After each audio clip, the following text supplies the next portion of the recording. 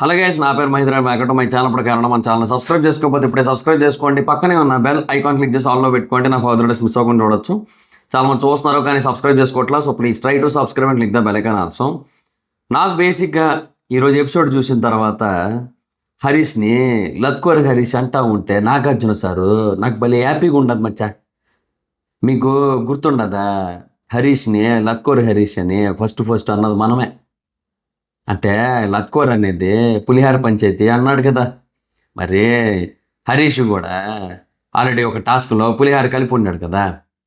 So పులిహార హరీష్ అనొచ్చు కదా. ఈ పులిహార అన్న లత్కోర్ అన్న ఒకటే అన్నప్పుడు హరీష్ పక్కన లత్కోర్ పెట్టచ్చు కదా.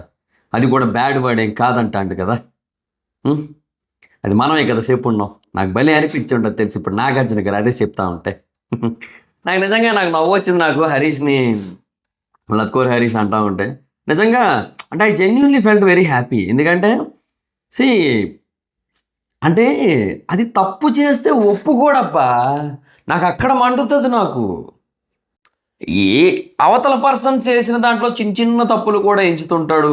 ఏదైనా ఒక మాట అంటే హర్ట్ అయిపోతుంటాడు. నేషనల్ టెలివిజన్ 3 రోజులుగా 3 ఎపిసోడ్లో నువ్వు సేమ్ షర్ట్ వేసుకొని మాకు కనబడలేదా? మాకు కూడా అదే ఫీలింగ్ ఉంటుంది కదా. యాక్చువల్గా నేను ఒకసారి కాపోతే ఏదో ఒక సీజన్ 6లో అనుకుంటా నా షర్ట్ గురించి ఎక్కువ డిస్కషన్ ఉండేది రివ్యూస్లో. ఎందుకంటే నేను ఒక్కటే షర్ట్ వేసుకొని రివ్యూస్ చేసేవాడిని. అది నా రివ్యూ షర్ట్ అని చెప్పి మార్చేటువంటి కాదు అసలు. అప్పుడప్పుడు అదే చేసేటువంటి అనమాట. తర్వాత ఎప్పుడో చాలా ఎపిసోడ్లు అయిన తర్వాత మార్చాను నేను. సో దాని గురించి డిస్కషన్. అట్లాగే నువ్వు ఎక్కువ రోజుల పాటు అది వేసుకోలేదు. సో దాని గురించి అక్కడ ఏదో జరిగింది. సరే అది ఓకే. దాని గురించి వంట చేయనని అక్కడ సంజన మిస్టేక్ కూడా ఉంది. నేను ఒప్పుకుంటా. సంజన గారి మిస్టేక్ కూడా ఉంది అక్కడ. ఆవిడ అది అసలు రైజ్ చేయాల్సిన పాయింటే కాదు. థ్యాంక్ గాడ్ ఈరోజు షర్ట్ మార్చాడు అది అక్కర్లేదు అసలు. అది ఏమో స్టూపిడ్ పాయింట్. అది అసలు అది రైజ్ చేయాల్సిన అవసరమే లేదు. కాకపోతే దాని తర్వాత ఇచ్చే రియాక్షన్స్ ఉంటాయి కదా.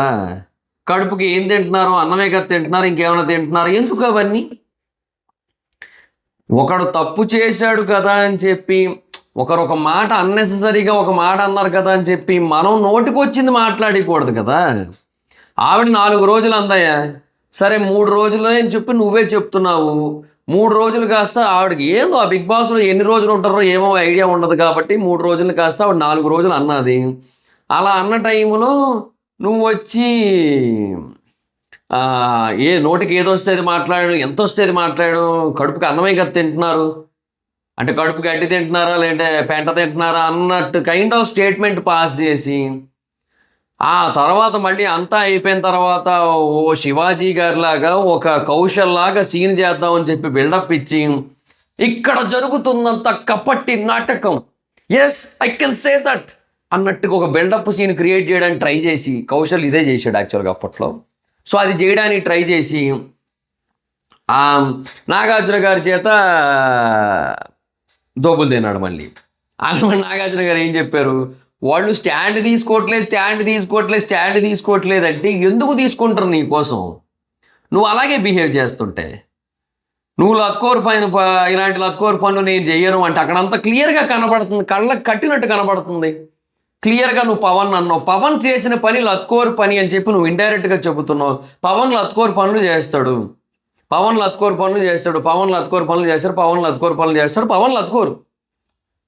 కంటిన్యూస్గా ఆ మాట కనుక ఒకసారి 10 సార్లు బ్రెయిన్లో వింటే పవనే లత్కోర్ అన్న ఫీలింగే వస్తుంది అక్కడ. అవునా? సో అక్కడ క్లియర్ కట్గా ఒక మనిషిని ఉద్దేశించి అన్నాడు. ఒప్పుకోడు ఇవన్నీ కూడా. గురువింద గింజకంట దానికి ఉదకింద నలుపు తెలియదంట. అలా ఉంటుంది ఈ మనిషి చేసేది. ఏందో నాకు ప్రతిసారి ఒక విషయంలో కోపం వస్తుంటుంది. కొన్ని విషయాల్లో మనిషి బాగానే ఉంటాడు కానీ కొన్ని విషయాలు చెప్తున్నాడు కదా. ఇదే too much over action, too much అతి, టూ మచ్ ఏమంటారు ఓవర్ రియాక్షన్స్. అది ఇప్పుడు నాగార్జున గారు అన్నారు కదా క్లియర్గా. ఇప్పుడు మనం కూడా అదే మాట్లాడుకున్నాం. అండ్ ప్రియా ఒక లాజిక్ అడిగింది యాక్చువల్గా. అది మనం మాట్లాడుకున్నది కూడా. అంటే మేబీ వేరేవాడు కూడా చెప్పుండొచ్చులేండి. బట్ నేను కూడా అదే అన్నా. ఇప్పుడు అతనితో మాట్లాడేటప్పుడు మీరు అని ఉద్దేశించి మాట్లాడతాం కానీ ఇంకొకరితో ఇతని గురించి మాట్లాడేటప్పుడు అతను అలా చేశాడని చెప్పి చెప్తాం కానీ మీరు అలా చేశారని చెప్పి చెప్తాం ఏంటి? మీరు అలా చేశారని చెప్పి చెయ్యేమో అటు చూపిస్తున్న మొహం ఏంటి నాకాస్తి వస్తుంది ఇదే నేర్పించరా అనుకుంటారు. అవునా? అది ఏందో దిక్కుమాలి లాజిక్లెస్ క్వశ్చన్లు మాట్లాడుతుంటాడు, ఏందేందో చేస్తుంటాడు. ఏందో సర్లే చెప్తున్నాను కదా, నాకు మొత్తానికి నాకైతే హ్యాపీ అనిపించింది నాకైతే. సో గుండంకుల్ గుండు కొంచెం గట్టిగా మొటికాయలు వేసాడు నాగార్జున గారు అనిపించింది గుండు మీద.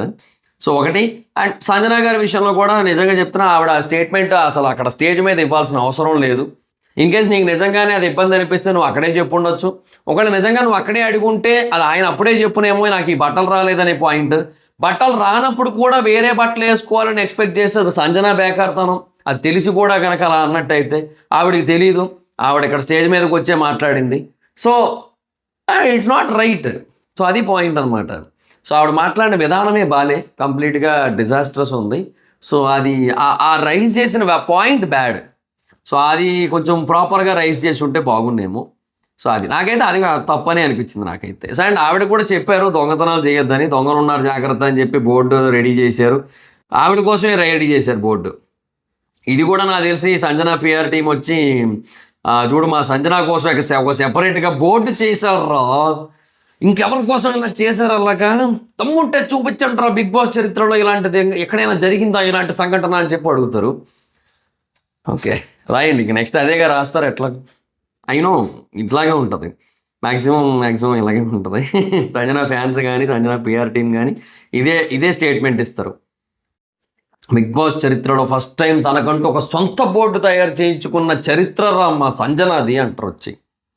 సరే ఏం చేయలేం మనం, అదే సరే ఎపిసోడ్ కోసం ఆడుకుందాం. So you know Sanjana on stage మాట్లాడారు కాసేపు, తర్వాత హౌస్ ఓపెన్ చేశారు, అంతా మాట్లాడుకున్నారు. ఒక్కొక్కరిలో ఒక్కొక్కటి చెప్పింది ఏమేమి చేంజ్ చేసుకోవాలి అంటే. యూనో నాకైతే భరణి గారి కోసం ఆ చెప్పిన విధానం అయితే ఆవిడ గేమే అనిపించింది నాకైతే. సో అంటే ఇప్పుడు భరణి గారు యాక్చువల్గా ఆయనతో ఏదైతే బాండింగ్ ఉందో ఆ బాండింగ్ కోసం ఆయన గేమ్ని పక్కన పెట్టాలి అనే ఒక హింట్ ఇచ్చిన ఫీలింగ్ వచ్చింది. ఇన్ కేస్ రేపొద్దున ఇంకెవరితోనైనా సరే ఇలాగే కనుక ఉన్నట్టయితే వాళ్ళు ఇలాగే ఆలోచించాలనో ఇలాగే ఆలోచిస్తారనో ఆయన అనుకునేలా చేసింది అని నాకు అనిపించింది. I personally felt like that. But మీకేమనిపించిందో అది మీరు కామెంట్ సెక్షన్లో చెప్పండి. నాకు అక్కడ ఆవిడ ఒక స్ట్రాటజీ ఏమో అన్న ఫీల్ వచ్చింది. సో చెల్లి కోసం అన్న అంటారు, నిలబడాలంటే ఎస్ నువ్వు పిలవగానే నిలబడ్డాడు ఎలాగో అక్కడ, అది వేరే విషయం. కానీ ఏమంటుంది ఏంటంటే అది కాదు, గేమ్లోకి వచ్చేసరికి హౌస్కి సంబంధించిన ఒక డెసిషన్ విషయానికి వచ్చేసరికి వాళ్ళు ఒక ప్రాపర్ డెసిషన్ తీసుకోవాల్సిన అవసరం ఉంది. అక్కడ మళ్ళీ ఫేవరెటిజం చూపించకూడదు కదా. ఇప్పుడు ఫేవరెటిజం చూపిస్తే అక్కడ మళ్ళీ తప్పే కదా. సో ఏమో నాకైతే అక్కడ అది వ్యాలిడ్ అనిపించలేదు నాకైతే భరణి గారి విషయంలో చెప్పిన విషయం. అండ్ సుమన్ గారి కంటే ఓకే, అది స్టాండ్ తీసుకోరు అనే పాయింట్ ఓకే, ఇమాన్యుల్కి ఓకే, ఇంకా మిగతా వాళ్ళందరికీ కూడా ఓకే, వాళ్ళందరికీ చెప్పిన పాయింట్స్ ఏవైతున్నాయి అవన్నీ కూడా nice and good. Okay, almost కరెక్ట్గానే చెప్పిన ఫీలింగే ఉంటుంది. అండ్ కొన్ని మన ఒపీనియన్స్ కూడా ఉన్నాయి, వాటితో కూడా మ్యాచ్ అవుతూ ఉంటాయి. ఓకే, అవన్నీ గుడ్. హరీష్ విషయానికి ఏంటంటే ఫుడ్ విషయంలో కరెక్టే. ఆయనకి ఏదైనా ఒకటి చెప్పాలన్నా కూడా భయపడుతున్నారు. ఆయనకి ఏం చెప్తే ఏమంటాడో, ఎందుకు వచ్చిన తలనొప్పులే అనే కైండ్ ఆఫ్ ఫీలింగ్లో ఉన్నారు. ఆయనే ప్రైమ్ మినిస్టర్ని తెచ్చిపెట్టారు, సో ఇట్లాగే ఉంటాడు ఆయన అని చెప్పింది. అదంతా కూడా ఫైన్ యాక్చువల్లీ. సో మళ్ళీ లాస్ట్కి వచ్చేసరికి ఆయన ఒక మాట అన్నాడు, అంటే మన ఇల్లు అని నేను అనుకున్నాను, నా ఇల్లు అని ఆవిడ అనుకుంది, సో అదే డిఫరెన్స్ అని. అది ఎందుకు వచ్చింది, అది యాక్చువల్గా వ్యాలిడ్ స్టేట్మెంటే. ఎందుకంటే అది ఈవిడ అన్న మాటకి, ఈవిడ 4 రోజులుగా బట్టలు మార్చుకోలేదు, అది ఇట్లా చెయ్యి ఎత్తితే ఇట్లాగా అని చెప్పి, అంటే స్మెల్ వస్తుంది అన్నట్టుగా అట్లాగే చెప్పింది ఆవిడ. సో అది డెఫినెట్గా హైజీన్ లేదు, ఒక బ్యాడ్ హైజీన్ పర్సన్ అన్నట్టుగా చెప్పింది. దానికి రీజన్ కూడా ఉంది. బట్ అయినా కూడా అది అసలు చెప్పాల్సిన పాయింటే కాదు. అసలు నువ్వు స్టేజ్ మీదకి వచ్చాక మార్చుకోవాలి అని చెప్పాల్సిన విషయం అయితే అసలు అది కానే కాదు. అసలు బట్టలు మనిషిలో ఏం మార్చుకోవాలో చెప్పవమ్మా అంటే బట్టలు మార్చుకోవాలని చెప్తే ఇంకేటి చెప్తాను చెప్పు అక్కడ రామచంద్ర. సో నాకైతే నచ్చలే అది ఆ విధానం అయితే మాత్రం. సో అదే వాళ్ళ డిస్కషన్స్ అయితే ఓవరాల్గా జరిగాయి. సో నాకు అక్కడ ఇద్దరిది మిస్టేక్స్ ఉన్నాయంటే అక్కడ సంజనాది మిస్టేక్ ఉంది. తర్వాత ఈ మహానుభావుడు రియాక్ట్ అయ్యాడు కదా మన లత్కోర్ హరీష్ గారు. సో ఆయన రియాక్ట్ అయిన విధానం ఏదైతే ఉందో, కడుపు కారణం తింటున్నారు ఇంకేం తింటున్నారు, అది బాలే.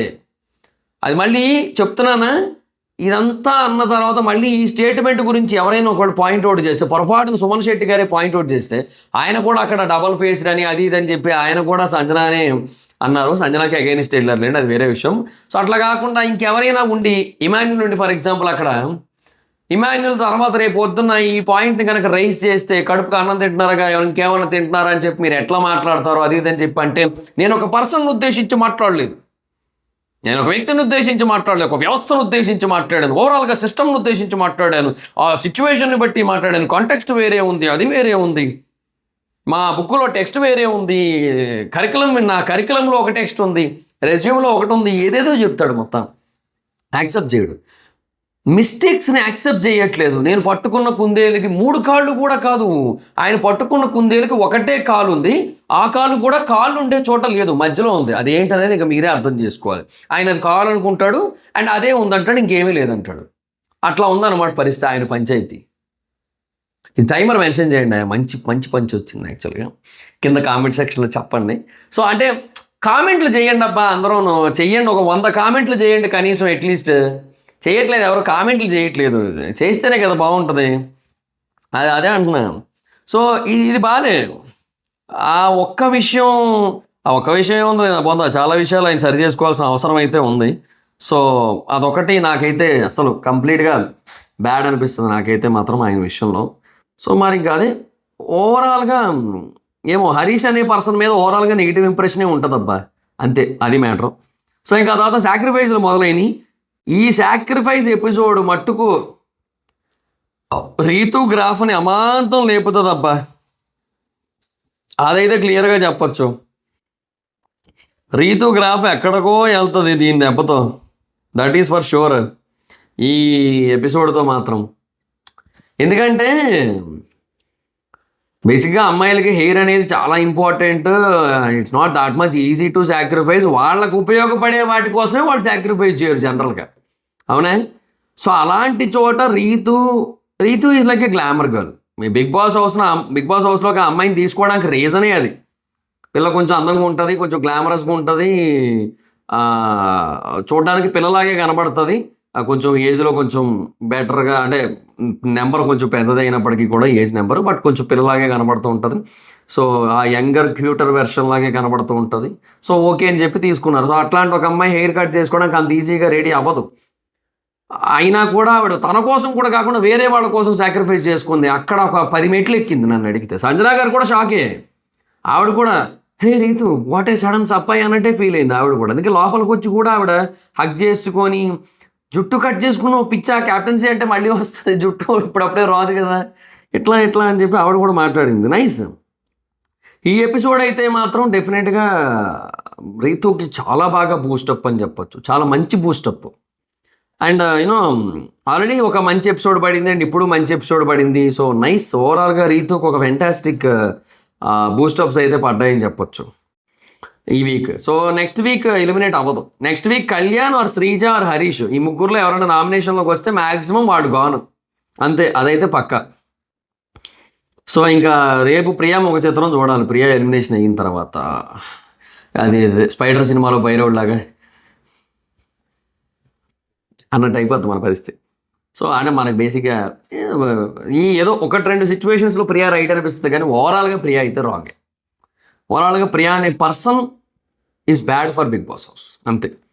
సో అది శ్రీజ ఏం తక్కువ కాదు. ఈవిడ ముందే వెళ్తుంది, ఆవిడ వెనకాల వెళ్తుంది, అంతే తేడా. నాకు బేసిక్గా తనూజాకి క్యాప్టెన్సీ అన్నారు, సరే అదంతా ఓకే. ఇమాన్యుయల్కి క్యాప్టెన్సీ అన్నారు, సారీ, ఇమాన్యుయల్ క్యాప్టెన్సీ వెంటనే సాక్రిఫైస్ చేశాడు. నాకు ఇది చూస్తే నాకు సీజన్ 7లో అమర్దీప్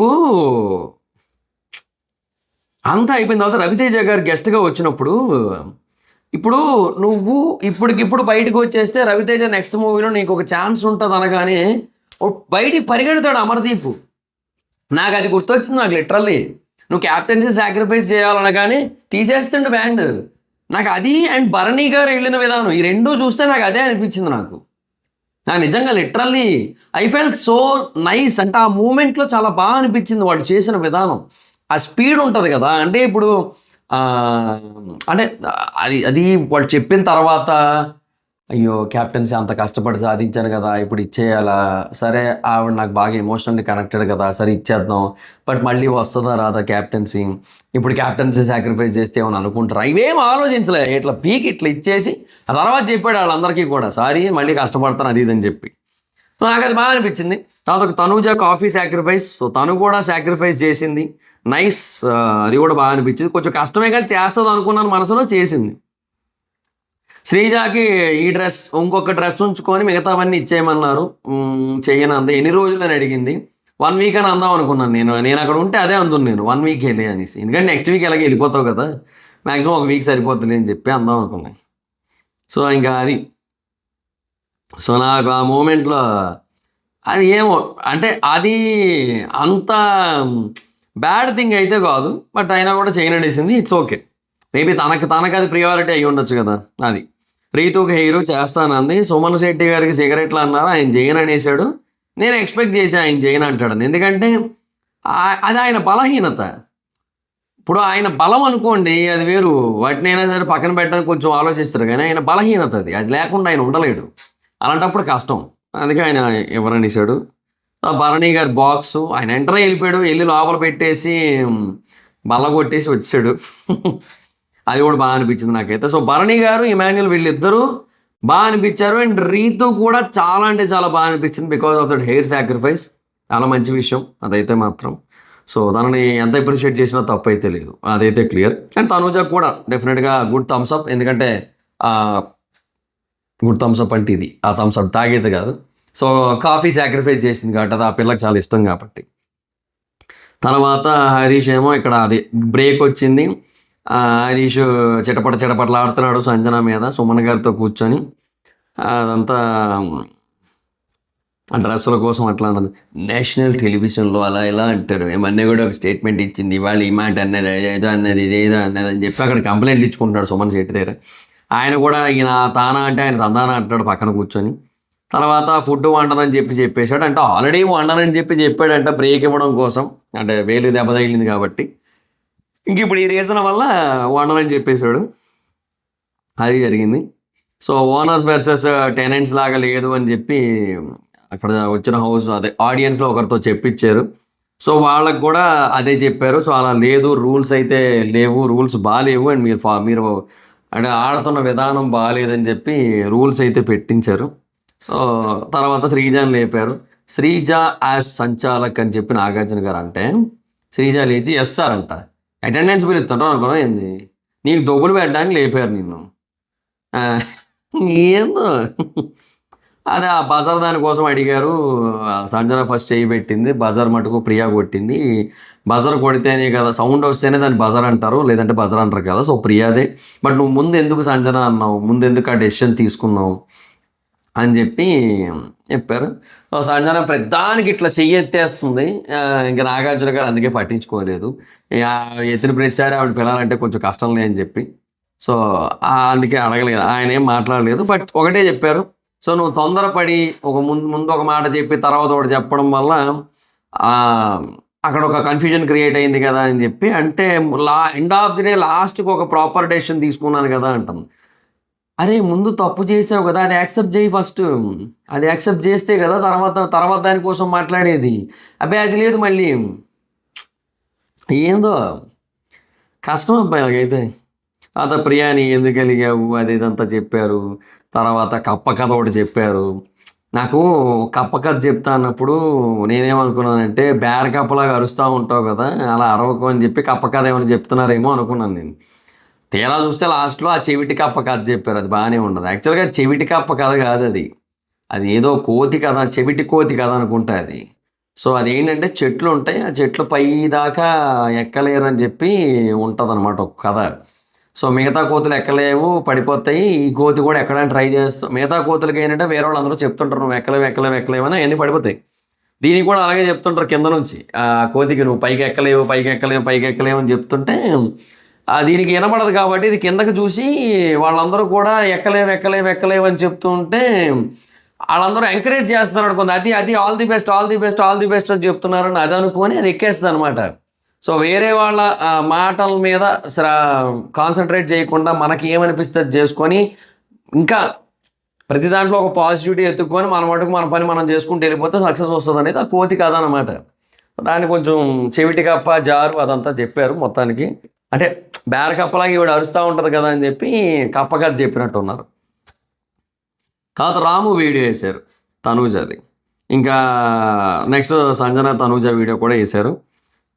సో అక్కడ రాముది మిస్టేక్ అని అయితే క్లియర్ కట్గా తెలుస్తోంది. కాకపోతే ఇక్కడ రాము దాన్ని సమర్థించుకున్న విధానం కూడా వరస్ట్గానే ఉంది. అంటే అడగలేదంట, అడిగాను అనుకున్నాడంట. అది అనుకో నువ్వు బిగ్ బాస్ హౌస్లో ఉన్నాను అనుకో, బిగ్ బాస్ హౌస్లో నుంచి బయటకు వచ్చాను అనుకో, మళ్ళీ పాటలు చేసుకుంటున్నావు అనుకో, ఇట్లాగే అనుకో. నిన్ను టాప్ 5లో మేము ఊహించుకుంటుంటే నువ్వేందయ్యా నేను అనుకున్నాను మేము అనుకుంటున్నాం కదా నువ్వు టాప్ 5 వరకు ఉంటావేమో అని.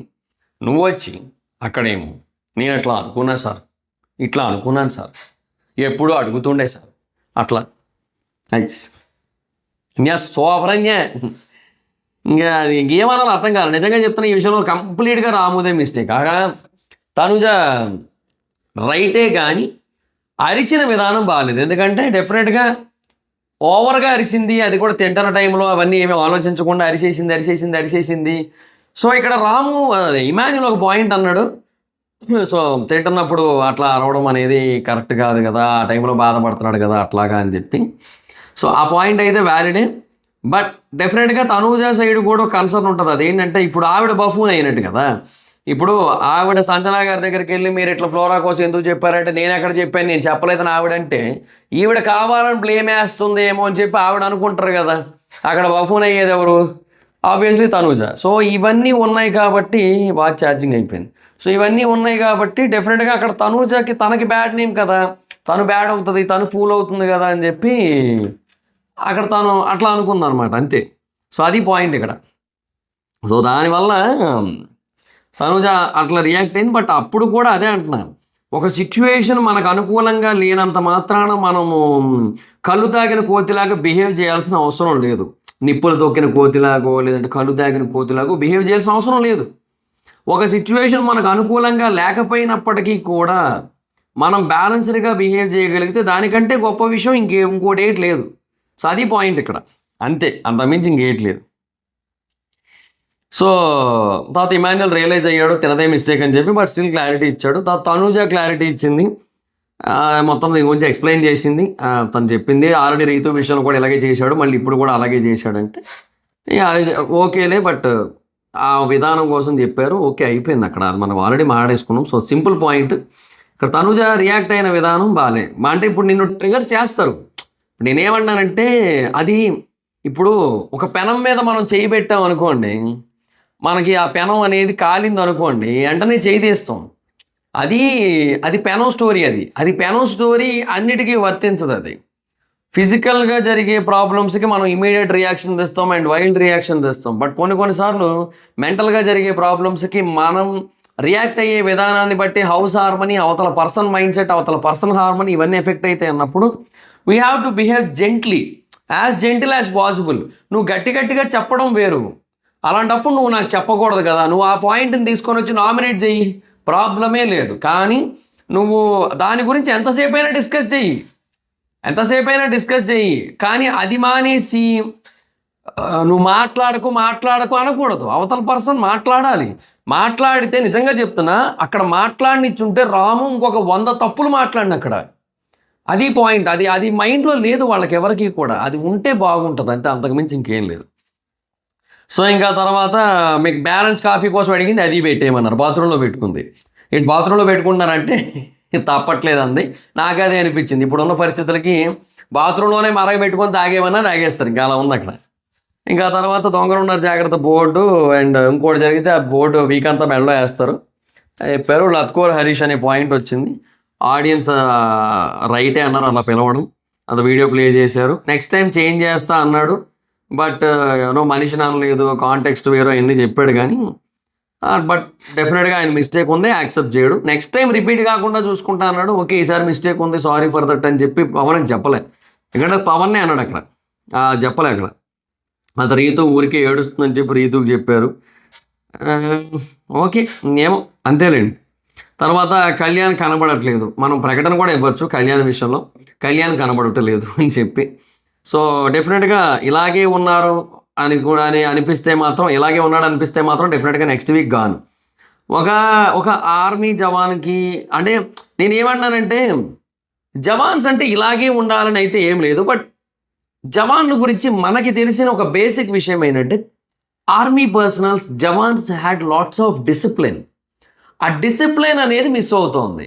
మరి ఇంకా ఆయన సోల్జర్ అని చెప్తున్నాడు, మరి ఏందో మరి ఇంకా ఎట్లా వెళ్ళాడో మరి అక్కడ దాకా ఏమో. ఆ డిసిప్లిన్ మిస్ అవుతోంది, and clarity of thought and అలర్ట్గా ఉండడం, ఇవన్నీ కూడా ఒక జవాన్కు ఉండాల్సిన లక్షణాలు కదా యాక్చువల్గా. ఏమో మరి జవాన్ అంటే ఆర్మీ క్యాంటీన్లో జాబ్ ఏమో మరి తెలియదు కదా మనకి. వాళ్ళు కూడా జవాన్సే, తప్పుగా అనట్లేదు, నేను జనరల్గా చెప్తున్నా. క్యాంటీన్లో ఉన్న వాళ్ళకి ఏంటంటే ఫుడ్ రిలేటెడ్ వర్కే ఉంటుంది, ఇంకేం ఉండదు. సో అప్పుడు ఏంటంటే బార్డర్లోకి వెళ్ళి బార్డర్ సెక్యూరిటీ ఫోర్స్ లాగా, లేదంటే సిఆర్పిఎఫ్, లేదంటే సిఐఎస్ఎఫ్, ఇలాగ ఎక్కడికెక్కడికో తిరిగి, లేదంటే డిజాస్టర్ మేనేజ్మెంట్ ఫోర్స్ కింద ఉండి అప్పటికప్పుడు బ్రిడ్జిలు కట్టేసి, ఇట్లాంటి పనులు ఏమి ఉండవు కదా. ఆ కైండ్ ఆఫ్ జాబ్ ఏమో అనిపిస్తూ ఉంది నాకు ఇప్పుడు ఆయన బిహేవియర్ చూస్తుంటే. మనం బేసిక్గా ఇలా మాట్లాడితే చాలామంది ఏమనుకుంటారంటే మనం సోల్జర్స్ని తక్కువ చేసి మాట్లాడాము, లేదంటే క్యాంటీన్లో ఉండే సోల్జర్స్ని తక్కువ చేసి మాట్లాడాము అనుకుంటారు. కానీ అది కాదు, పాయింట్ అది కాదు యాక్చువల్గా. ఒక పర్సన్ ఆల్రెడీ ఆర్మీ పర్సన్ అన్నప్పుడు, ఆర్మీ పర్సన్ అంటే మనం జనరల్గా ఊహించుకునేది ఏంటి, you know a person who gives protection to us at borders from other country forces, right? So ఇదే మనం ఊహించుకునేది జవాన్ అంటే, ఆర్మీ పర్సన్ అంటే మనం ఊహించుకునేది ఇదే. సో ఆ కైండ్ ఆఫ్ క్వాలిటీస్ ఏమీ కనబడట్లేదు కాబట్టి ఆర్మీ పర్సన్స్ అందరూ కూడా బార్డర్లోనే వర్క్ చేయాలని అయితే ఏం లేదు కదా. సో కొంతమంది సిటీస్లో, స్టేట్స్లో కూడా వర్క్ చేస్తారు. ఇప్పుడు స్టీల్ ప్లాంట్ ఉంది, స్టీల్ ప్లాంట్కి చాలామంది ఇప్పుడు వాళ్ళు ఆ ఫోర్స్ కింద సెలెక్ట్ అవుతుంటారు. యూనో సెంట్రల్ గవర్నమెంట్ కంపెనీస్ ఏవైతే ఉంటాయో వాటికి ఒక సెక్యూరిటీ ఫోర్సెస్ కింద వెళ్తుంటారు. బిఎస్ఎఫ్ వాళ్ళు ఎవరైతే ఉంటారో వాళ్ళు బార్డర్ సెక్యూరిటీ ఫోర్స్, వాళ్ళు ఎక్కువ బార్డర్స్ దగ్గర ఉంటారు. యూనో ఆ సియాచిన్ మంచు కొండల దగ్గర ఉండేవాళ్ళు మళ్ళీ వేరే ఉంటారు. మళ్ళీ రా ఏజెంట్స్ కింద కొంతమంది ప్రమోట్ అయినా ఆశ్చర్యపోనక్కర్లేదు, because of their ultra standards as an army person. So ఇట్లాంటివన్నీ ఉంటాయి, చాలా థింగ్స్ ఉంటాయి. సో అదే అంటున్నా, ఇప్పుడు అతనికి ఆ ఆర్మీ పర్సన్కి ఉండాల్సిన డిసిప్లిన్ కానీ, ఆ క్లారిటీ ఆఫ్ థాట్ కానీ, ఫోకస్ కానీ కనబడట్లేదు కాబట్టి అతను ఆర్మీలోనే అవేవి లేని పొజిషన్లో ఉన్నాడేమో అని నా ఒపీనియన్. అది చెప్పాను నేను. అంటే నేను అన్నది మళ్ళీ తప్పుగా తీసుకుంటారు చాలామంది. నాకు ఆర్మీ పీపుల్ అంటే ఎంత రెస్పెక్టో మీలో చాలామంది తెలుసు. నేను చాలాసార్లు ఇదే పాయింట్అవుట్ చేస్తాను. వీళ్ళు వచ్చి 2 వారాలు కూడా కాలేదు కానీ దానికోసం ఏడుపులు, పెడబొబ్బలు, ఫ్యామిలీ వీక్, అది ఫ్యామిలీ నుంచి ఏదో రెస్పాన్స్ అనగానే అవన్నీ చూసినప్పుడు నేను ప్రతిసారి చెప్పేది ఒకటే, వీళ్ళు 2 వారాలకి ఇలాగ అయిపోతున్నారు, షోలకి బయటకు వెళ్ళిపోతారు కొద్ది రోజులు, ఒక 105 రోజులు ఉన్నట్టయితే, తర్వాత మళ్ళీ వెళ్ళి హ్యాపీగా గడుపుతారు వాళ్ళతోనే. బార్డర్లకు వెళ్ళి జవాన్లు ఆ సియాచిన్ మంచుకొండలో గడ్డగట్టే చలిలో ఉంటారు. వాళ్ళు 6 నెలలకో సంవత్సరానికి ఒకసారి వస్తారంతే, వాళ్ళకి సెలవులు కూడా ఉండవు. వాళ్ళు ఏదైనా యుద్ధం లాంటిది వచ్చిందంటే ప్రాణాలతో తిరిగి వస్తారో లేదో కూడా తెలియదు. చాలాసార్లు దాడులు జరుగుతుంటాయి, బాంబు దాడులు కానీ ఇట్లాంటివన్నీ జరుగుతాయి, అప్పుడు ప్రాణాలు పోవచ్చు. చాలా ఇన్సిడెంట్లు అయినాయి ఇక్కడ ఇంత ముందు కూడా, పుల్వామా ఇన్సిడెంట్ కానీ వేరేవి కానీ అట్లాంటివన్నీ జరుగుతాయని తెలిసి కూడా వాళ్ళు అక్కడ ఉంటారు. ఫ్యామిలీస్ ఇప్పుడు ఈ ఇంట్లో వాళ్ళకి ఏదైనా డేంజర్ ఉంది, ఏదైనా ఒక డేంజర్ ఉందా, వీళ్ళ మీద బాంబులు పడతాయా? పడవు. వీళ్ళ మీద బుల్లెట్లు వస్తాయా? రావు. వీళ్ళు గడ్డగట్టించే సెల్లో ఉన్నారా? లేదు. మంచిగా ఏసీలో ఉన్నారా? దానికి తగ్గ దుప్పట్లు కూడా ఇచ్చారు వాళ్ళకి. ఇవన్నీ ఉన్నాయి. వీళ్ళకి ఇన్ని కంఫర్ట్స్ ఉండి కూడా వీళ్ళు ఇట్లా ఫ్యామిలీ అని చెప్పి 15 రోజులకి ఏడుపులు పెడపప్పులు పెడితే వాళ్ళు ఎంత ఆడాలి? అది మిస్ అవుతుంది. అది ప్రతిసారి ఏందో వీళ్ళంతా కూడా కావాలని చేస్తున్నారేమో అనిపిస్తుంటుందని చెప్పి ప్రతిసారి నేను ఆర్మీ పర్సనల్ని ఎగ్జాంపుల్గా తీసుకొని చెప్తాను. సో నాకు అంత రెస్పెక్ట్ ఉంటుంది వాళ్ళంటే, అంత స్ట్రాంగ్ అని నమ్ముతాను నేను. ఆ స్ట్రాంగ్ బిహేవియర్ ఈ పర్సనల్లో లేకపోయేసరికి ఐఎమ్ ఫీలింగ్ లైక్ దట్, అంతే. సో అది పాయింట్. మరి మేబీ మీకేమైనా తప్పుగా అనిపిస్తే ఇన్ కేస్ ఇట్లా అన్నందుకు సారీ, బట్ డెఫినెట్గా నాకైతే అతనిలో ఆ క్వాలిటీస్ అయితే ఏమీ కనబడట్లేదు నాకైతే. సో అది మరి స్టిల్ అలాగే ఉన్నారని చెప్పి దివ్య చెప్తుంది. సో వాళ్ళు ఎక్స్ప్లెయిన్ చేసుకోవడానికి కూడా ట్రై చేయలేదు వాళ్ళు ఎవరు కూడా అని చెప్పి చెప్తాను.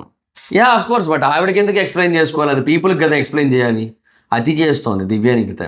ఇప్పుడు నువ్వు ఒక ఒపీనియన్ చెప్పావు, నువ్వు ఒక ఒపీనియన్ చెప్పిన తర్వాత నువ్వు ఆల్రెడీ బయట నుండి చూసి వచ్చిన దాన్ని బట్టి నువ్వు ఒక ఒపీనియన్ ఫామ్ చేసి చెప్పావు, దాన్ని ఒక ప్రాపర్ వేలో ఫ్రేమ్ చేసి చెప్పావు, okay nice and good. And అక్కడ నుంచి మేము అలా లేము అని ప్రూవ్ చేసుకోవాల్సిన బాధ్యత మా మీద ఉంటుంది, కానీ అది నీకు కాదు, ఆడియన్స్కి ఉంటుంది. సో నీ దగ్గరకు వచ్చి చెప్పాల్సిన అవసరం ఉండేది. వాళ్ళు ఆడియన్స్కు ప్రూవ్ చేసుకోవాల్సి ఉంటుంది, నీకెందుకు వచ్చి చెప్పాలి? ఏదో ఏదో నాగార్జున గారు అనుకుంటుంది. నేను ఒకరోజు అలాగ అన్నం లేదు, అప్పుడే అతి కనబడుతుంది కొంచెం. నా దగ్గరకు వచ్చి ఎవరు ట్రై చేయలేదు ఇట్లా చెప్పడానికి, అట్లా ఇట్లా నీకెందుకు చెప్తారు గుట్టు. ఇంకా హరీష్ ఫుడ్ కోసం మనసు పెట్టి వండా, రుచికరంగా వండా, ప్రేమతో వండా. అబ్బా, ప్రేమ మమకారాలతో వండాడంటయ్యా. ఉప్పు కారం వేయలే, ప్రేమ మమకారం వేసిండు కొంచెం. నాకు అవి ఇంటే చిరాకేస్తుంది నాకు. హైజీన్గా ఉన్నాను సంథింగ్ అదంతా చెప్పాడు, అది ఓకే, కానీ ప్రేమ మమకారాలు, గాడిద గుడ్డు, అన్నపూర్ణమ్మ అది ఇది అని చెప్పి ఈయన ఒక అన్నపూర్ణుడు. ఈయన అన్నపూర్ణ స్టూడియోలో అన్నపూర్ణుడు. అది మరి బిగ్ బాస్ అక్కడే అవుతుంది కదా. స్టాండ్ తీసుకోలేదని చెప్పి అదే చెప్తున్నాడు కదా, కౌశల్లాగా ట్రై చేశాడు అనిపించింది నాకు. ఇక్కడ జరిగేదంతా నాటకం, కప్పట్టి నాటకం, ఐ కెన్ సే దట్. అదే ట్రై చేశాడు అనిపించింది, బిస్కెట్ అయింది అంతే. కోర్స్ మళ్ళీ కౌశలే ట్రై చేసినా అది బిస్కెట్ అయ్యింది అనుకోండి, అది వేరే విషయం. నా నాటి ఎలా ఉందో చెప్పండి అని చెప్పి సంజన నాకు చిరాకేసింది. ఎందుకంటే నాకు ఒకటే అనిపించింది, అబ్బా ఇప్పుడు ఒక 16 ఏళ్ల పిల్లో 17 ఏళ్ల పిల్లో చేసిందంటే అలాంటి పనులు ఒక అర్థం ఉంది. సర్లే అమ్మా, ఇప్పుడే ప్రపంచాన్ని చూస్తోంది అండ్ ఈ వయసులో కాకపోతే ఇంకెప్పుడు అల్లరి చేస్తుంది. ఆయన ఆడపిల్ల అన్నాక మాత్రం అల్లరి చేస్తూ చిలిపిగా సరదాగా ఉంటే బాగుంటుందిలే అనిపిస్తుంది. ముడి కింద 35 ఏళ్ళు వచ్చి ఆల్రెడీ పెళ్ళిళ్ళు అయిపోయి పిల్లలు పుట్టేసి అండ్ ఇప్పటికే లేట్ అయింది ఇట్లాంటివన్నీ జరిగి 35 ఇయర్స్ ఏజ్ అని చెప్పి మనకు ఆల్రెడీ తెలుసు. ఇవన్నీ ఉన్నప్పుడు ఏమో అది కరెక్ట్ కాదు. ఇప్పుడు నేను అదే అంటున్నాను, ఇప్పుడు భరణీ గారు లాంటి ఏజ్డ్ పర్సన్ ఆయన ఏజ్ తగ్గట్టు బిహేవ్ చేయాలని అలాగే చేస్తున్నాడు, అది వ్యాలిడ్. అది నేను అదే అంటున్నాను, ఆ ఏజ్లో ఉండి ఈ ఏజ్ లాగా బిహేవ్ చేయడం అనేది కరెక్ట్ కాదు. సో అదే అంటున్నాను. సో ఇప్పటికీ ఆ బుజ్జిగాళ్ళు నా క్యారెక్టర్లోంచి బయటకు రానంటే కుదరదు. ఇప్పుడు you are not your aunty. So అది గుర్తుపెట్టుకోవాలి, అంతేగాని I'm naughty, I'm cutie, I'm sweetie, I'm beauty అంటే అది ఏమో నాకైతే చిరాకు అనిపించింది నాకు. సో అది మొత్తానికి మాజా టాస్క్ అయితే ఇచ్చారు, మాజాలు అయితే తాగారు, అయిపోయింది. సో నాకెందుకో అంటే ఆఫ్కోర్స్ ఆ మారడం అనే కాన్సెప్ట్, మారడం ఉపయోగించలేదు అనే కాన్సెప్ట్ నాకు మేబీ వ్యాలిడే అయ్యి ఉండొచ్చు. బట్ ఎందుకో నాకైతే ప్రజెంటేషన్ పరంగా నాకు ఇదే నచ్చింది, నాకు ఇటుపక్క అది ఓనర్స్దే నచ్చింది. ఏమో ఆమెకి అలా అనిపించింది, ఆవిడైతే ఓకే చెప్పింది, అట్లా అయిపోయింది. ఇంకా తర్వాత ఫుడ్ మార్చమనేసారు. ఇంకా ఈ వీక్ తర్వాత ఓనర్స్ ఇంకొంచెం స్ట్రిక్ట్ ఉంటారు అది ఇది అన్నారు. ఎస్, అలా ఉంటే మీరు ఏం చేస్తారో చూడడానికేనమ్మా ఇప్పుడు ఈ ప్రయత్నం అంతానా. సో అది చూడాలి, అది చాలా ఇంపార్టెంట్ యాక్చువల్గా అని చెప్పి నాగార్జున గారు మార్చేదేలే అనేసి వెళ్ళిపోయారు అనమాట. అది పరిస్థితి. సో మీకేమనిపించింది ఓవరాల్గా ఎపిసోడ్ చూసిన తర్వాత? ఇది ఎపిసోడ్ చూసిన తర్వాత నాకు అనిపించిన ఒపీనియన్. సో మీకేమనిపించిందో కింద కామెంట్ సెక్షన్లో తెలియజేయండి.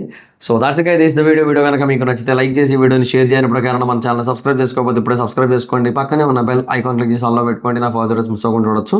చాలా మంది చూస్తున్నారు కానీ సబ్స్క్రైబ్ చేసుకోవట్లేదు. So please try to subscribe and click the bell icon also. నా సెకండ్ వీడియో ఎవరు స్మైతరం ఎక్కడ వచ్చి ఫాలో అవచ్చు. Thank you so much. By. Next video. By.